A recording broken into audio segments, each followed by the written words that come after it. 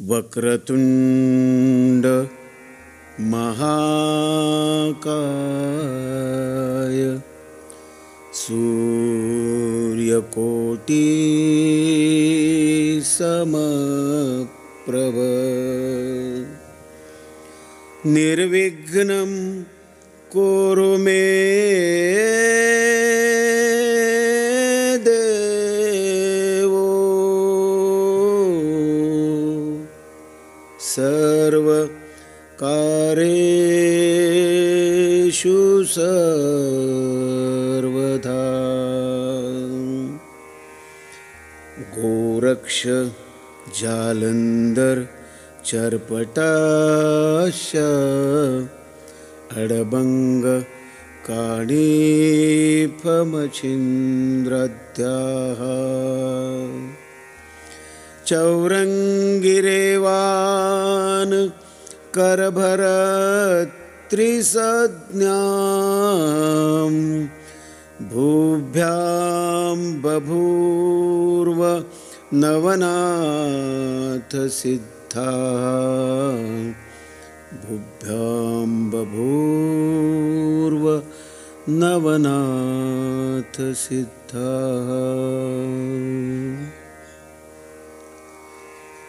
आदेश।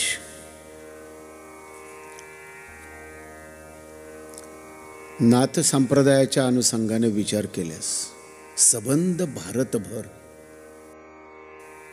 नाथ संप्रदायाचं नवनाथांचं चारित्र्य त्यांनी केलेल्या सगळ्या काव्याबद्दलचं जे गुणवर्णन आज भारतामध्ये प्रत्येक भारतीयांच्या मनामध्ये आहे, त्याच पद्धतीने महाराष्ट्रात सुद्धा श्रावणाच्या या पवित्र महिन्यामध्ये घराघरामध्ये नवनाथ भक्तिसार हा महाराष्ट्रातल्याच एका कवीने लिहिलेला जो ग्रंथ आहे, त्या ग्रंथाचं वाचन श्रावणाच्या पहिल्या दिवसापासून प्रत्येक घरात नागरिक करताना दिसतात।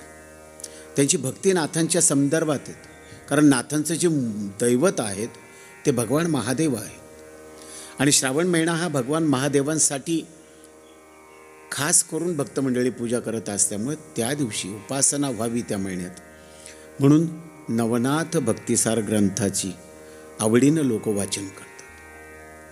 का वाचन केलं जातं?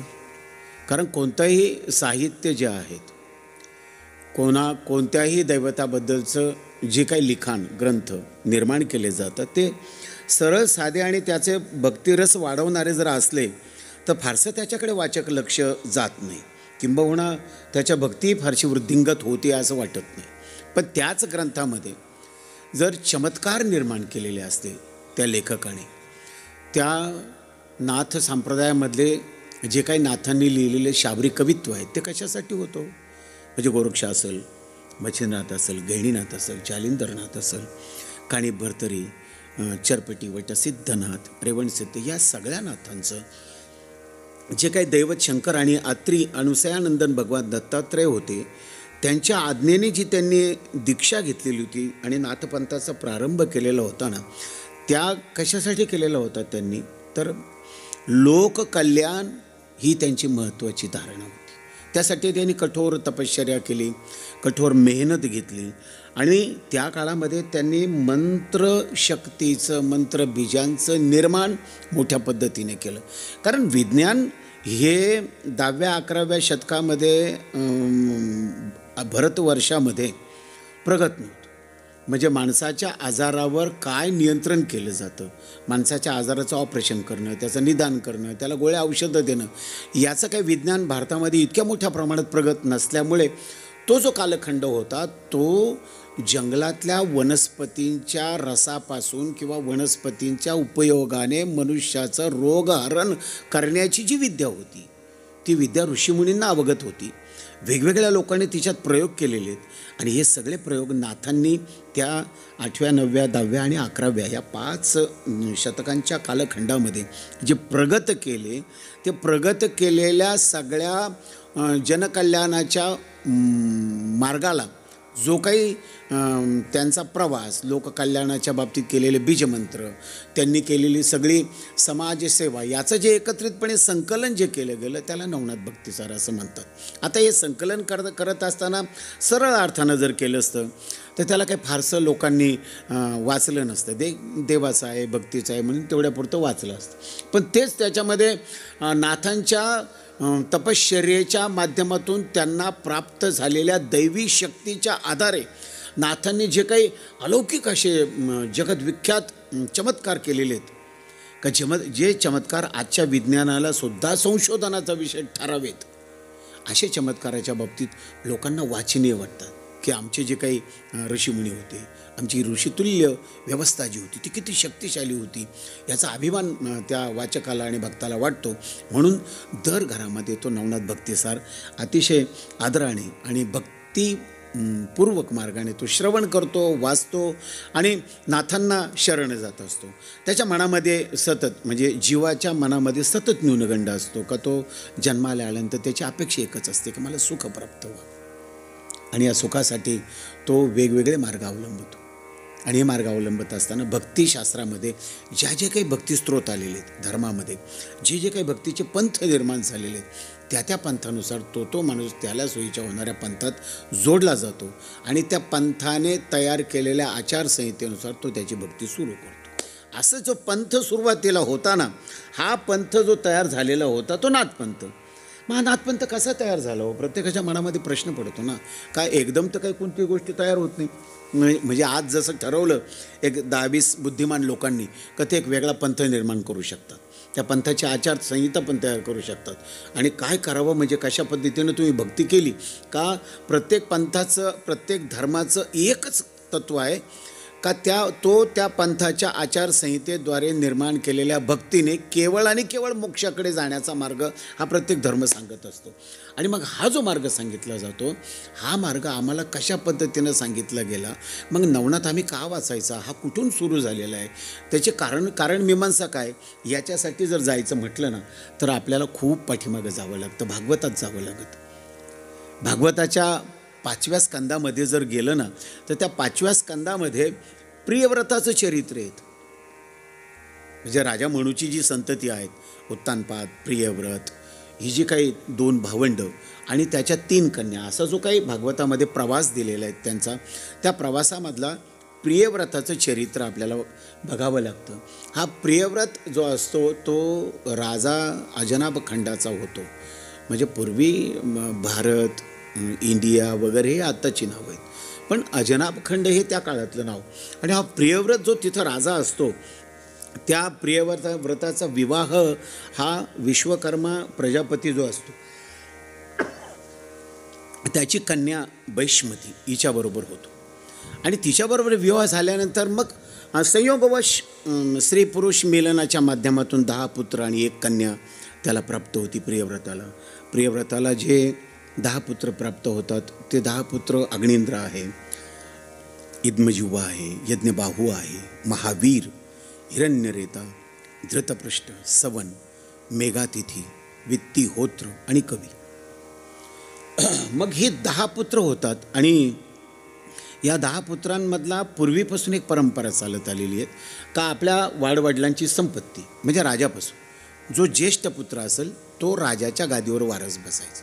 तसं या प्रियव्रताचा जो ज्येष्ठ पुत्र होता अग्निंद्र, त्या अग्निंद्राकडे या सगळ्या प्रियव्रताने स्वतःचा राज्यकारभार दिला. अग्निंद्रही तरुण वयामध्ये कारभार घेत असताना तोही त्याचा तपश्चर्या करणे म्हणजे काय नेमकं करत असतात त्या काळात की आपण एखाद्या संस्थांचे राजे झालो, तपश्चर्या करणे म्हणजे संस्थांची माहिती घेणे, माझी प्रजा कशी आहे, मी प्रजेच्या हितासाठी काय केलं पाहिजे, यासाठी राजाला जे काम करावं लागतं त्याला तपास म्हटलं जातं. आता कधीकधी तपश्चर्या राजा स्वतःच्या सुखासाठी करत असतो, ती परमात्मा साधनेची तपश्चर्या म्हणजे ती भक्तीची तपश्चर्या. असा हा अग्निंद्र त्या अप्सरांचं जे क्रीडास्थान आहेत मंदारचल पर्वत, या मंदारचल पर्वताकडे हा अग्निंद्र तपश्चर्या करतो. आणि होतं काय का त्या पर्वतामध्ये पूर्वचित्ती नावाची जी अप्सरा असते, अप्सरांचं ते ठिकाण आहे अप्सरांचं नृत्य करणं किंवा तिथून त्यांना हिमालयातून देवदेवतांकडे जाणं ते जवळ असायचं. म्हणून हा तिथे तपश्चर्या करत असताना पूर्वचित्ती अप्सरा त्याला बघते आणि ती मोहित होते. म्हणून पूर्वचित्ती अप्सरा ही त्याच्या प्रेमात पडते, अग्निंद्र तिच्या प्रेमात पडतो आणि दोघांचा विवाह होतो. म्हणून अग्निंद्राचा पूर्वचित्तीबरोबर विवाह झाल्यानंतर त्याला पुत्र होतो नाभी. हा नाभी अग्निंद्रानंतर पुन्हा या स्वतःच्या वाडवडिलांचा चालत आलेला वारसा सांभाळत असताना तो सुद्धा त्याचा विवाह होतो मेरूदेवीशी, मेरू पर्वताची कन्या मेरूदेवीशी. आणि दीर्घकाळ त्यांना पुत्र संतती न झाल्यामुळे दोघं विचार करतात की आपल्याला पुत्र संतती होत नाही. म्हणजे आजकाल जर विज्ञानाच्या दृष्टीनं बघितलं, आजकालच्या जीवनामध्ये पुत्र संतती होत नसती तर विज्ञान त्याचा शोध घेतं की नेमका स्त्री पुरुषांच्या सगळ्याच बाबतीत शोध घेतला जातो. तसं त्या काळामध्ये नेमकं ते भगवंताला शरण जायचे. कारण चराचर विश्व जे बनवलेत हे ज्यानं कोणं बनवलेत तो काही कोणी बघितलेला नाही. पण त्यांनी एवढं जर वैभवशाली विश्व बनवलेले तर नक्कीच तो मला हे सगळं देऊ शकतो ही धारणा त्यावेळच्या सगळ्या राजे आणि सगळ्या लोकांमध्ये असल्यामुळं हा अग्निंद्र त्या मंदराचळाच्या ठिकाणी तपश्चर्येला आपल्या पत्नीसह जातो आणि पत्नीसह दोघंही तपश्चर्या करतात. म्हणजे तपश्चर्येला जाताना मी राजा आहे, माझी प्रजा आहे हे सगळं विसरून वैराग्य स्वतःला घेऊन तिथं भगवंताची आराधना केल्यानंतर परमात्मा त्याला प्रसन्न होतो.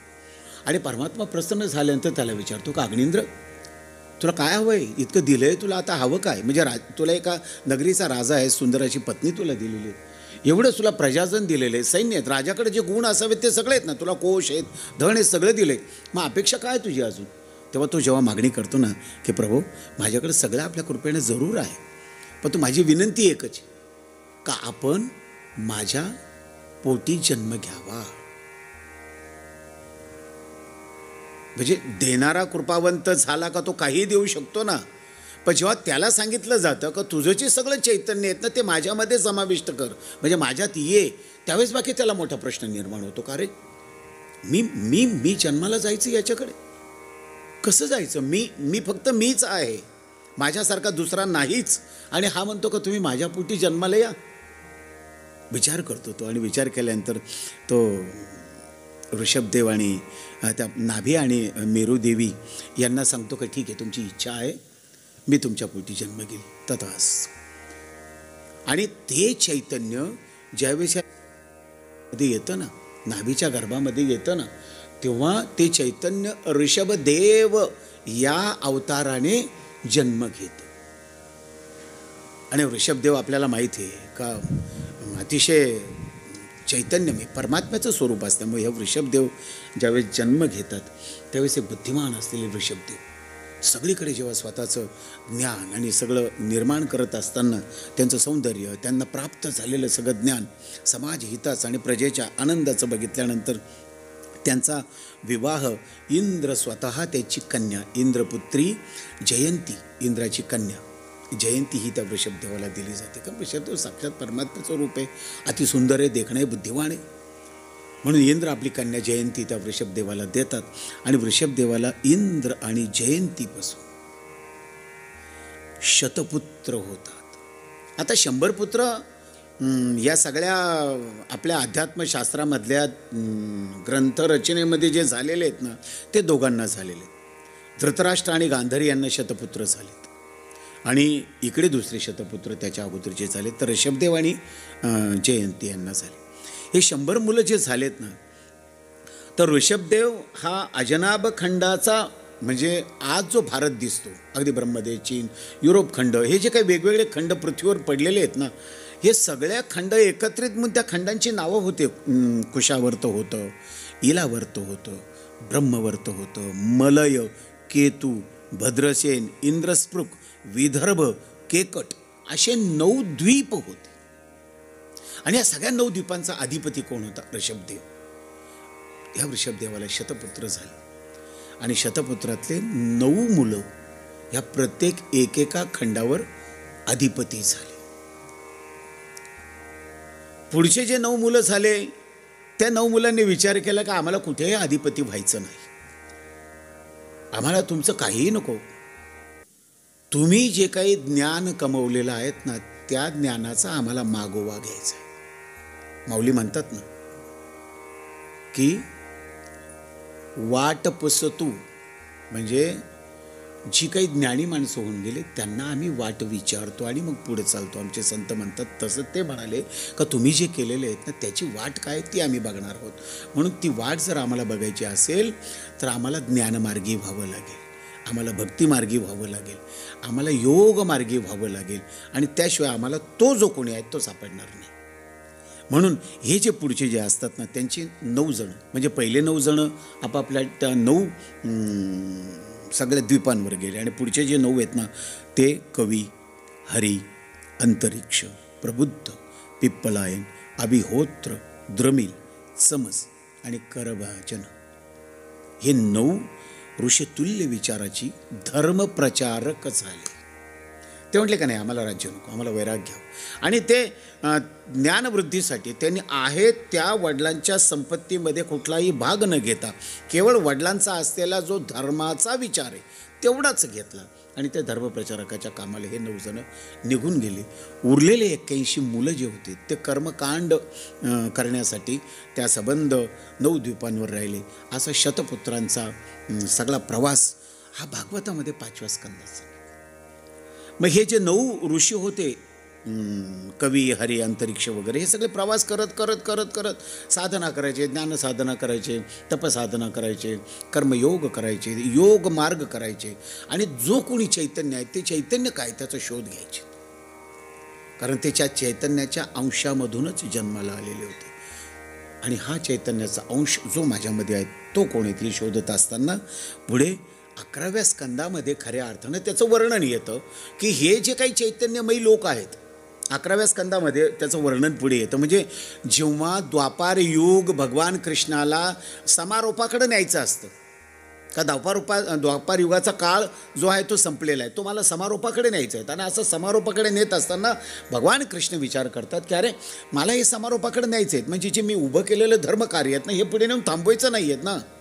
हे धर्मकार्य मला पुढे जर वृद्धिंगत करायचं असेल ते कोणाच्या तरी खांद्यावर याची मला जबाबदारी द्यावी लागेल. मी जबाबदारी देत असताना हे त्या सगळ्या नाथांना बोलावतात की तुम्ही जे तिथं मेरुमंदारचली जे साधनेला बसलेले आहेत ना भगवान कृष्ण त्यांना निरोप पाठवतात आणि सन्मानांना त्यांना द्वारकेत बोलवतात. ते सगळे द्वारकेत येतात का तर कृष्णाचा जो काळ आहे तो अंतिम द्वापार युगाचं शेवटचं चरण आणि त्यावेळेस भगवंताला ही सगळी द्वारका नगरी पाण्यात बुडवायची आहे. तेच सगळं अवतार कार्य थांबून आपल्या गोलोक धामाला जायचं म्हणून त्यांना बोलवलं जातं. सगळे कृष्णाच्या नगरीमध्ये येतात, त्या महासभेमध्ये सगळे कृष्णाने बोलवलेले असतात. त्यांना आसन दिलं जातं, त्या आसनावर त्यांना बसवलं जातं सन्मानाने, त्यांची पूजा केली जाते आणि कृष्ण त्यांना सांगतो की हे बघा मी जे काही हे द्वापार युगामध्ये जे काही कार्य केलेलं आहेत या कार्याचं मला आता अवतार कार्य हे समाप्तीकडे न्यायचं आहे आणि आपल्याला हा जो धर्माचा विचार आहे हा पुढे चालवत असताना तुम्ही याचा जो भाग आहे हा नाथ विचार तुम्ही हा पुढे घेऊन जायचा. ही जबाबदारी कोणाकडे दिली तर त्या सगळ्या 9 जणांकडे दिली. 9 जणांकडे दिल्यानंतर नाथ संप्रदाय आपल्याला पुढे न्यायचा आहे म्हटल्यानंतर नाथ म्हणजे काय हो. आता नाथ या शब्दाचा अर्थ होतो मालक, धनी, स्वामी. म्हणजे सर्व ब्रह्मांडाचा मालक म्हणजेच परमेश्वर हा जर नाथ असेल तर त्याचा संप्रदाय, त्याच्या नावाचा संप्रदाय पुढे न्यायचा आहे, त्याच्या नावाची पूजा अर्चा करायची, त्याच्या नावाची भक्ती करायची हा जर विषय होत असेल तर त्यांना आनंद वाटला. नाथ शब्दाचा एक अर्थ होतो न अधिक अथ. म्हणजे हा विग्रह मिळून जर बघितलं तर न म्हणजे नाही, न म्हणजे नाही आणि अथ म्हणजे सुरुवात, प्रारंभ. अथ महाभारत कथा असं म्हटलेलं आहेत ना तसं अथ म्हणजे सुरुवात, प्रारंभ. म्हणजे ज्याला प्रारंभ सुरुवात नाही असा नाथ म्हणजे अनादी.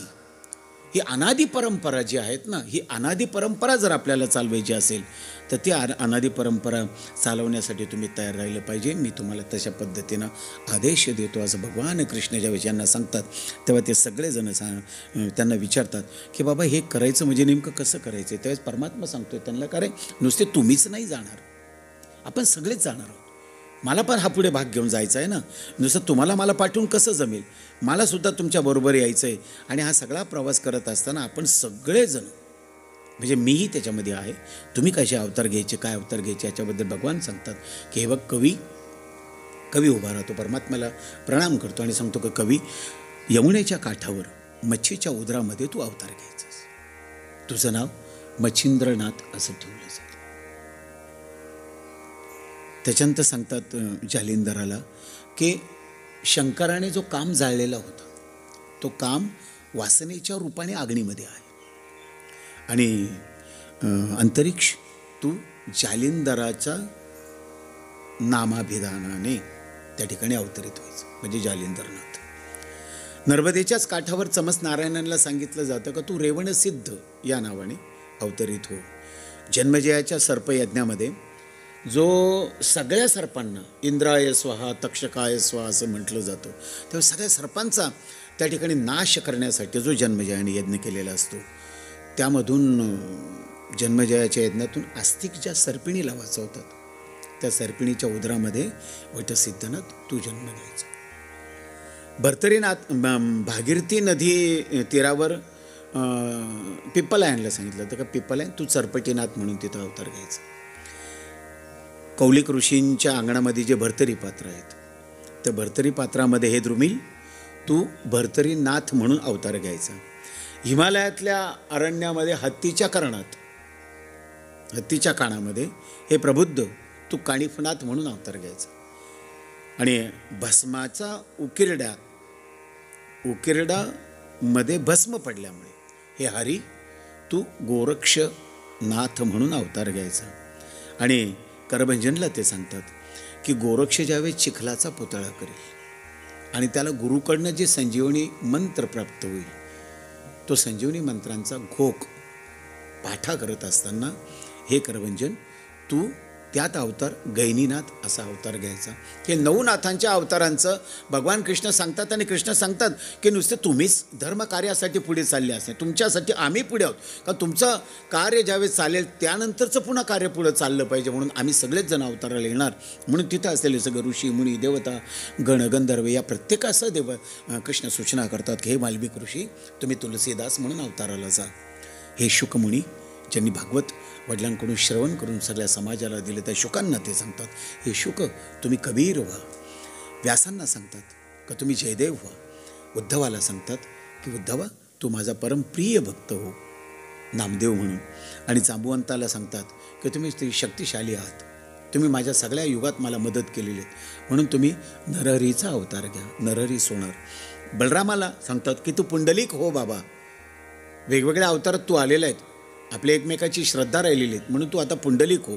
आणि कृष्ण सांगतात की मी स्वतः ज्ञानेश्वर होणार आहेत. शंकरांना सांगतात की हे महादेव तुम्ही निवृत्ती व्हा. ब्रह्मदेवाला सांगतात की हे ब्रह्मदेव तुम्ही सोपान व्हा.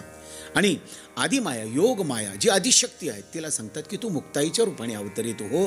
असं सगळेजण आपण द्वापार संपल्यानंतर कलियुगाच्या प्रारंभाला या अवतार कार्याला सुरुवात करायची.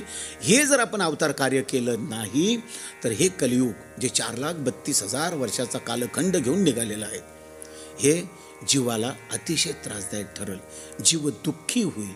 म्हणून तुम्ही सगळ्यांनी जीवाच्या सुखासाठी या अवतार कार्यामध्ये सहभागी व्हा ही विनंती परमात्मा करतात. आणि अशी विनंती केल्यानंतर त्याच भागवतामध्ये 11व्या स्कंदामध्ये हे नाथ जे नवनाथ आहेत कवी हरी अंतरिक्ष पिप्पलायन हे फिरत फिरत फिरत ज्यावेळेस द्वापारयुग संपायचे आहेत त्यावेळेस स्वतः वसुदेव नारदांना सांगतात की नारद महर्षी माझ्या काही प्रश्नांची उत्तरं होती. नारदांना प्रश्न पडतो का रे तुझ्या पोटी परमात्मा जन्माला आलाय आणि माझ्याकडनं प्रश्नांची अपेक्षा करतो, उत्तरांची अपेक्षा करतो. त्यावेळेस त्या नगरीमध्ये फिरत फिरत हे सगळे येतात, फिरत फिरत 9च्या 9 हे भाग्यशाली जे असतात ना नाथ हे फिरत फिरत येतात. आणि फिरत येत असताना वसुदेव तिथं त्यांचं दर्शन करतो, त्यांचं पूजन करतो. आणि नारद महर्षी सांगतात की हे वसुदेव हे सगळे महान भक्त आहेत, योगमार्गी आहेत, भक्तमार्गी आहेत, साक्षात परमात्म्याचे अंश आहेत. तुझ्या ज्या काही मनामध्ये प्रश्न निर्माण झालेत जीवनासंदर्भातले तू यांना विचार, प्रश्नांची उत्तरं तुला प्राप्त करून दिल्याशिवाय ते राहणार नाही.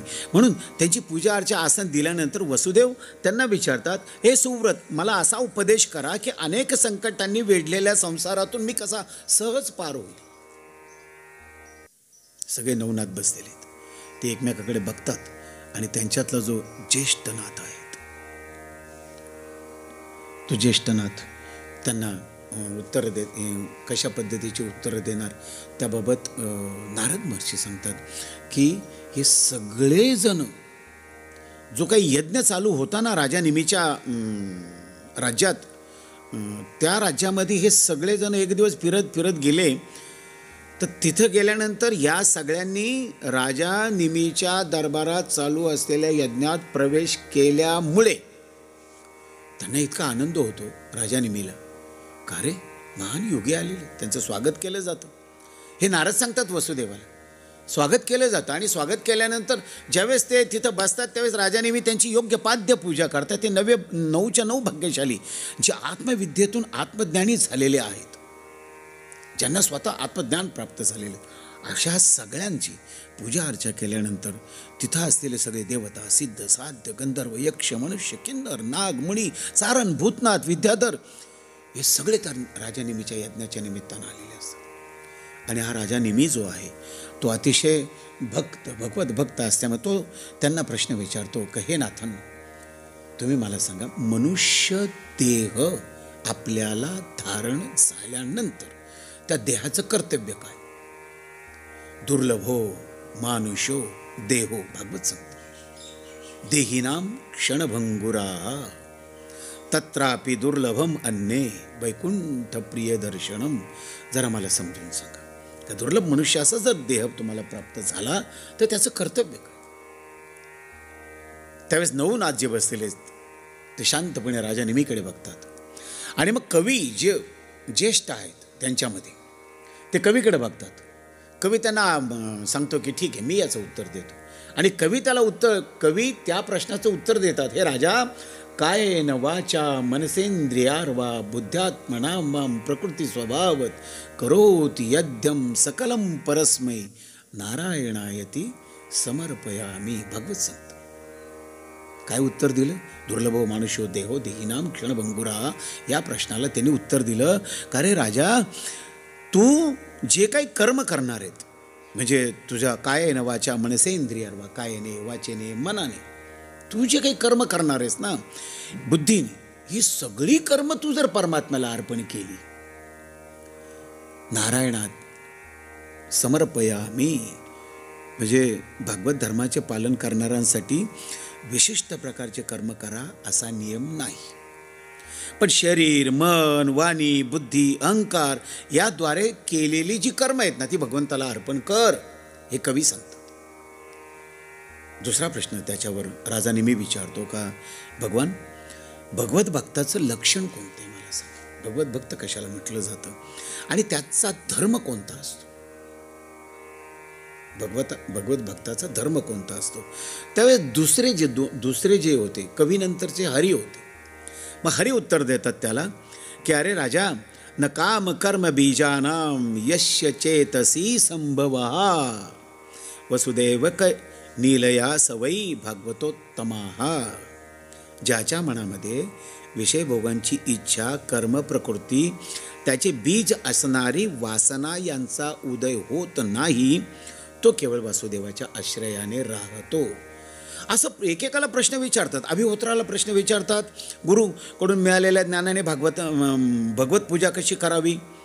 द्रमिलाला प्रश्न विचारतात की भगवंत अनंत आहे पण त्याचे गुण अनंत असतील तर अशा अनंत असलेल्या परमात्म्याला कसं सांभाळावं. चमसाला विचारतात, करभाजनला विचारतात.